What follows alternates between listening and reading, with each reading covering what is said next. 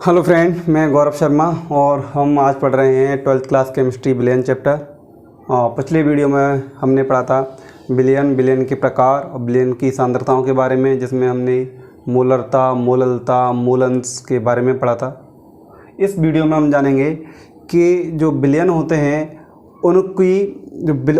उनमें जो विलयन घुलता है किस तरीके से घुलता है। यानी हम सबसे पहले बात करेंगे विलेयता के बारे में, फिर विलीनीकरण, क्रिस्टलीकरण, ध्रुवीय विलायक, अध्रुवीय विलायक, संतृप्त और संतृप्त विलयन, और ठोसों की द्रवों पर विलेयता पर ताप का क्या प्रभाव होता है। इसके लिए ऊष्माक्षेपी के लिए, ऊष्माशोषी के लिए, और ठोसों की द्रवों में विलेयता पर दाब का प्रभाव क्या होता है।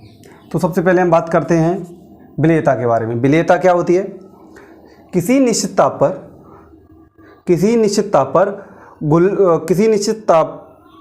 विलेयता क्या होती है? किसी निश्चित ताप पर किसी विलायक की निश्चित मात्रा में अधिकतम घुले हुए विलेय की मात्रा को उस विलयन की विलेयता कहते हैं। स्थिर ताप पर किसी विलायक की निश्चित मात्रा में घुले हुए विलेय की मात्रा को उस विलयन की विलेयता कहते हैं। ठीक है। अब बात आती है विलीनीकरण। विलीनीकरण क्या क्रिया है? विलीनीकरण किसी विलयन में किसी विलायक में विलयन के घुलने की क्रिया को, किसी विलयन में विलायक के घुलने की क्रिया को विलीनीकरण कहते हैं। जैसे अगर आपके पास एक गिलास है, इस गिलास के अंदर आपका पानी है और पानी के अंदर आपने एक रॉड से इसमें थोड़ा सा नमक या चीनी डाल करके, इसमें चीनी की बात ले लो, चीनी ले करके इसको घोला, इसको रॉड से हिलाया इसको, तो इस स्थिर आप एक फिक्स ताप पर, है ना, निश्चित विलेय की मात्रा में जो जितना पदार्थ घुला वो उसकी विलेयता हो गई, और ये पूरी प्रोसेस हो गई विलीनीकरण, घुलना।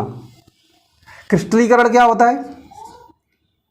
जब कोई विलेय किसी विलायक में घोला जाता है तो इसमें से क्या होता है, कुछ चीनी के कण इस विलयन से अलग होकर के एक तरफ कलेक्ट होते जाएंगे, इकट्ठे होते जाएंगे, यानी इससे संगठन की क्रिया होती है, इससे अलग होते जाते हैं और वो आपस में एक सॉलिड के पार्टिकल आपस में अलग हो जाते हैं। इस क्रिया को बोलते हैं क्रिस्टलीकरण। क्रिस्टलीकरण में आपको, अगर आपने सुना होगा क्रिस्टलन कैसे मिलते हैं आपको?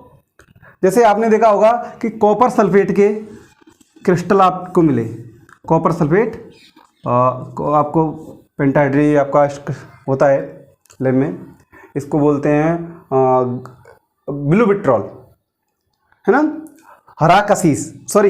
नीला कसीस इसको बोलते हैं।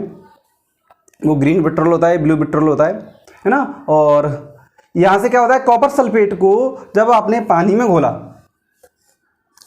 घोला तो आप इसको पानी में डालेंगे। पानी में घोलने के बाद आप इसको एक कीप की सहायता से और एक बीकर में, यहाँ पर इसके ऊपर क्या लगा होगा, एक आपका फिल्टर पेपर लगा होगा। फिल्टर पेपर में से इसको निकालेंगे बाहर, तो लिक्विड है वो नीचे निकल जाएगा। जितना कॉपर सल्फेट इसके अंदर घुल गया होगा वो तो नीचे आ जाएगा फिल्टर पेपर से, और जो जितना कॉपर सल्फेट इस विलयन में नीचे क्रिस्टलीकृत हो गया होगा नीचे, वो आपके इस फिल्टर पेपर पे आ जाएगा। इस फिल्टर पेपर को आप हवा में बिना धूप के सुखा लेंगे तो आपको क्रिस्टल मिल जाएंगे, यानी कांच के टुकड़े जैसे छोटे छोटे फाइन कांच के पीस होते हैं, उस तरीके से। आपने देखा होगा होली पे जो आपके पास एक कंचे का रंग आता है, हरा कंचे का रंग, वो उसी तरीके के क्रिस्टल होते हैं, वो चमकते हैं, उन्हीं को बोलते हैं क्रिस्टल। ठीक है। इसके बाद हम बात करते हैं, अब देखिए आपका कोई भी प्रत्येक सॉलिड आपका किसी विलयन में ऐसे ही नहीं घुलता, कोई नहीं घुलता। जैसे आप मिट्टी को लो, पानी में घोलना चाहो नहीं घुलेगी, कंकड़ लो नहीं घुलेगा, है ना। आप पानी में मोम को लो नहीं घुलेगी, पेट्रोल को लो नहीं घुलेगी। यानी जो घुलने की प्रक्रिया है वो उसके विलेय और विलायक के नेचर पर, उसकी दोनों की प्रकृति पर निर्भर करती है।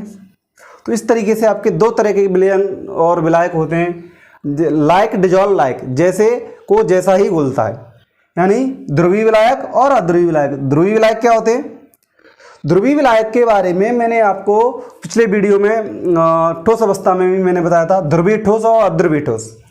तो यहाँ पर ध्रुवीय विलायक और अध्रुवीय विलायक, ध्रुवीय विलायक वो होते हैं जिनका डाइपोल मोमेंट, द्विध्रुव आघूर्ण कुछ होता है ना, उसकी वैल्यू 0 से ज़्यादा होती है, और जिनके द्विध्रुव आघूर्ण की वैल्यू, डाइपोल मोमेंट की वैल्यू 0 से कम होती है या 0 होती है, तो उसको क्या बोलते हैं? ध्रुवीय अध्रुवीय विलायक।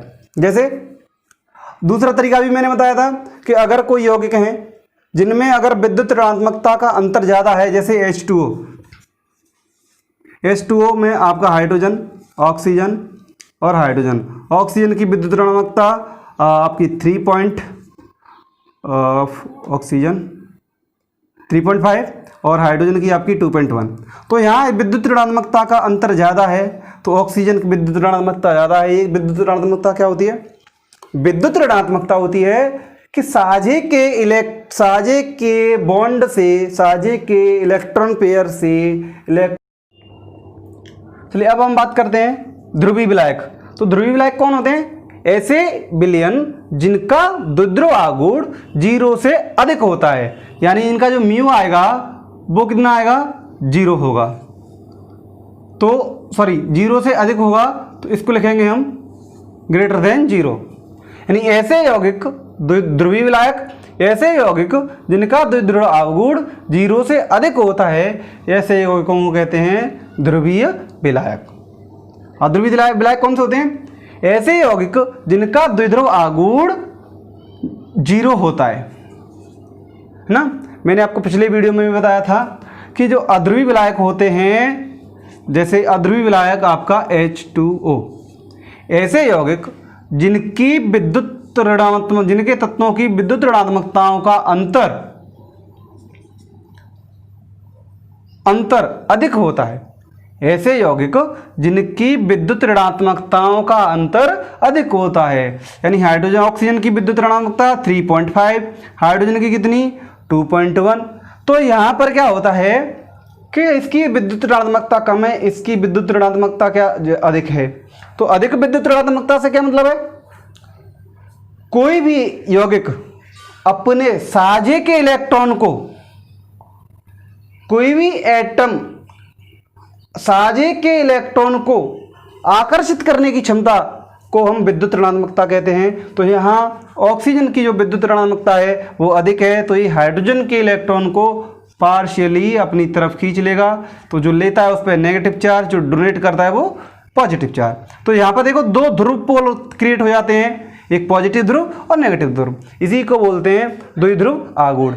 यहाँ पर इसकी वजह से इस हाइड्रोजन पे भी आपका एक द्विध्रुव आघूर्ण क्रिएट हो जाएगा। ठीक है। अध्रुवीय में आपका कौन हो जाएगा? CCl4, कार्बन टेट्राक्लोराइड, इस पे जो क्रिएट हो जाएगा, है ना। अब बात आती है संतृप्त विलयन और असंतृप्त विलयन। संतृप्त विलयन कौन से होते हैं? संतृप्त विलयन वो होते हैं ऐसे विलयनों में और अधिक पदार्थ नहीं घोला जा सकता। और असंतृप्त कौन से होते हैं? जिनमें आप, जैसे आपने पानी लिया, पानी में आपने चीनी घोलना स्टार्ट करी, तो वो आपका संतृप्त विलयन है। लेकिन एक कंडीशन वो आई कि उसमें चीनी का घुलना बंद हो जाएगा, तो उसको विलयन को बोलेंगे असंतृप्त विलयन। दूसरे तरीके से लेते हैं, संतृप्त विलयन वो होते हैं जैसे आपके घर पे कॉमनली कपड़े धोते हैं, तो उनमें सफ़ेद कलर के कपड़े, उनमें जब नील लगाते हैं तो एक आपके पास बॉकेट होती है, बाल्टी होती है, उसमें पानी भरा हुआ होता है। तो उसमें जो हम नील लगाते हैं, उजाला लगाते हैं, तो उसकी 1 बूंद डाली, 2 बूंद डाली, ऐसे करके डालते हैं उसमें से। तो कई बार डालते हैं, तो जब उसमें घुलती रहती है तो ऐसा विलयन क्या होता है? संतृप्त विलयन। लेकिन हमने 2, 3, 4 बूंद डाली तो कुछ फर्क नहीं पड़ता। लेकिन 1 बूंद ऐसी डालते हैं, 1 बूंद गिरते ही उसमें पूरे में एकदम ब्लू कलर पूरे में अपीयर आ जाता है, पूरे में ब्लू कलर दिखाई देने लगता है। ऐसे विलयन को कहते हैं हम संतृप्त विलयन, यानी कि उसमें और कुछ ज़्यादा नहीं घोला जाए। ठीक है। अब के बाद, इसके बाद है आपका ठोसों की विलेयता पर ताप का प्रभाव। तो ठोसों की जो विलेयता होती है उस पर ताप का प्रभाव पड़ता है। ऊष्माक्षेपी अभिक्रियाओं के लिए, ऊष्माक्षेपी अभिक्रियाओं के लिए जो डेल्टा एच की जो वैल्यू होती है वो 0 से कम होती है। ऊष्माक्षेपी अभिक्रियाओं के लिए ताप बढ़ाने